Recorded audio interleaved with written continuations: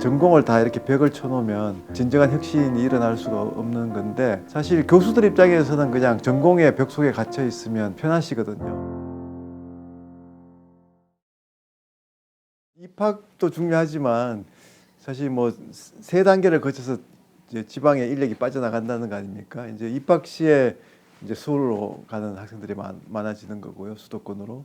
또 이제 중간에 다니다가 또 편입을 또 많이 하고, 또 이제 졸업 후에 또 취업을 수도권에 가서 하다 보니까 결국은 이제 지역에는 젊은 인구가 이제 점점 줄어들고, 그런 이제 어떻게 보면 지역 소멸이라는 얘기까지 나오는 지금 심각한 상황인 것 같습니다. 그래서 그 지역 대학이 어떻게 보면 지역의 젊은 인재들을 이렇게 정주시키고 이렇게 지역에 묶어두는 그런 좀 그 저수지 역할까지 해야 된다, 그런 시기가 왔다, 이렇게 생각을 합니다. 지역의 젊은 인재들이 지역 대학에서 이렇게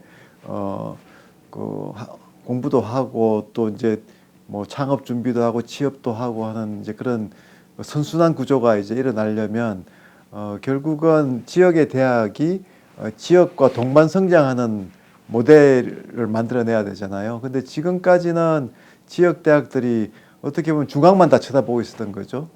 이제 그 핵심적인 이슈는 이제 교육부가 중앙 집권적인 그런 이제 정책을 추진하다 보니, 아무래도 중앙 부서니까 그러다 보니까 결국은 이제 정책도 다 중앙에서 다 내려오고, 그 정책에 부응하는 이제 재정 지원을 받거나 이렇게 하다 보니까 결국은 지역의 수요하고는 동떨어진 사업들, 또 이렇게 교육이 이루어지는 점이 많았다고 생각합니다. 그래서 이제 대학들은 그야말로 이제 지역의 그 지역 사회와 같이 가는 동반 성장하는 그런 이제 지역 커뮤니티의 이제 허브 역할을 해야 된다, 이렇게 생각을 하고요. 이제 그런 방향으로 이제 좀 새로운 대학의 변화가 지금 절실히 요구되는 시점이라고 생각을 합니다. 그리고 이제 그 지역 대학 차원에서는 이제 지역과의 벽이 되게 높거든요.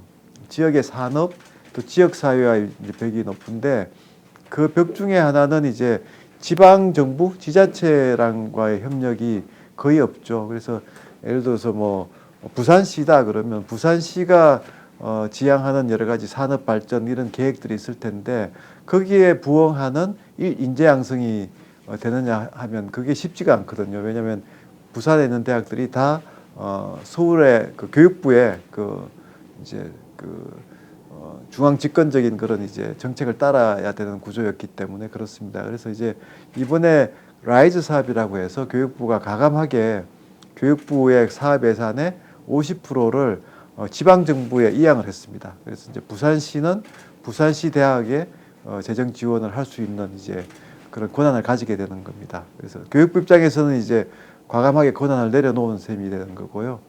그렇게 해서 지자체와 이제 그 대학 간의 지역 대학 간의 벽을 이제 낮춘 거고, 또 지역 산업과 이제 대학 간의 벽도 굉장히 높죠. 그래서 이제 뭐 흔히 우리가 산학 협력이라고 하지만 그런 이제 정말 산학 협력이 되려면 실제로 이제 그 대학들이 관심을 가지고 협력을 해 나가는 그런 인센티브가 있어야 되는데 실제로 별로 그렇지가 않거든요. 그래서 이제 지역의 산업들이 지역 대학들이 뭐 별 관심이 없다, 이런 이제 그 우려들이 많았는데, 이제 이번에 그런 것들도 과감하게 좀 벽을 내려서 저희가 이제 글로컬 대학 30개를 선정하려고 합니다.